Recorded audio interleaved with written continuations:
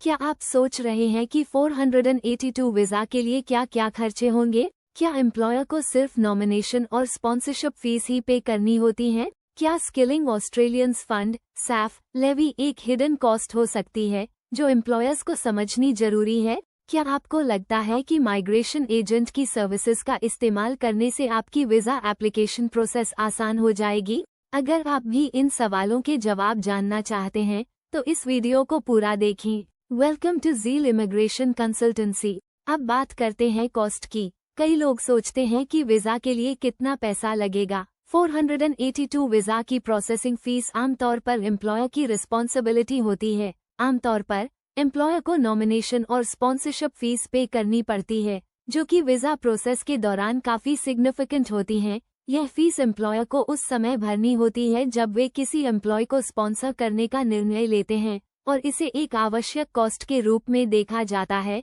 Nomination fee और sponsorship fees के अलावा एम्प्लॉयर को कुछ अन्य फीस भी पे करनी पड़ सकती हैं, जैसे कि skilling Australians fund SAF levy, जो एम्प्लॉयर को तभी भरनी होती है जब वे किसी फॉरेन वर्कर को हायर करते हैं। ये लेवी सरकार द्वारा लागू किया गया एक शुल्क है जिसका उद्देश्य ऑस्ट्रेलियाई वर्कफोर्स को स्ट्रेंथन करना है ताकि उनके लिए नए ट्रेनिंग और एम्प्लॉयमेंट अपॉर्चुनिटीज क्रिएट की जा सके।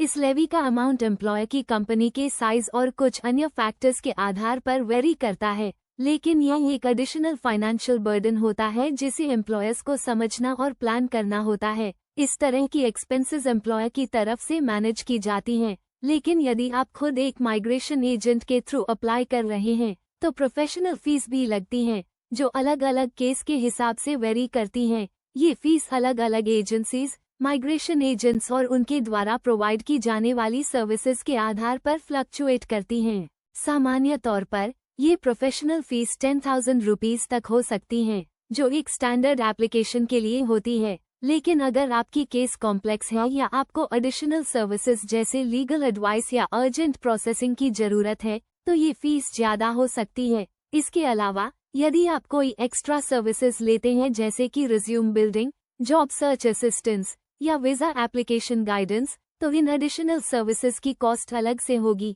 ये फीस उन लोगों के लिए रेलेवेंट होती हैं जो अपने वीज़ा एप्लीकेशन को स्मूथ और फ्लॉलेस बनाना चाहते हैं ताकि कोई भी डिस्क्रिपेंसी या इशू न हो और उनका वीज़ा जल्दी और बिना किसी परेशानी के अप्रूव हो जाए। कई माइग्रेशन एजेंट्स और कंसल्टेंसी सर्विसेज अपने क्लाइंट्स को end to end solutions provide करती हैं, जिससे एप्लीकेंट्स को वीज़ा एप्लीकेशन की हर छोटी बड़ी डिटेल पर ध्यान देने का मौका मिलता है। इसके लिए जो फीस होती है वह इस बात पर निर्भर करती है कि आप कितनी सर्विसेज चाहते हैं और आपका केस कितने कॉम्प्लेक्स लेवल्स तक जाता है। कुछ माइग्रेशन एजेंट्स बेसिक कंसल्टेशन के लिए नॉमिनल फीस चार्ज करते हैं, लेकिन फुल सर्विस पैकेजेस में ज्यादा चार्जेस हो सकते हैं, जिनमें document review, application submission, interview preparation और वीज़ा स्टेटस फॉलोअप जैसी सर्विसेज शामिल होती हैं। वीज़ा एप्लीकेशन प्रोसेस में शामिल होने वाली ये सारी फीस और चार्जेस को ध्यान में रखते हुए यह महत्वपूर्ण है कि आप पूरी तरह से इन्फॉर्म्ड डिसीजन लें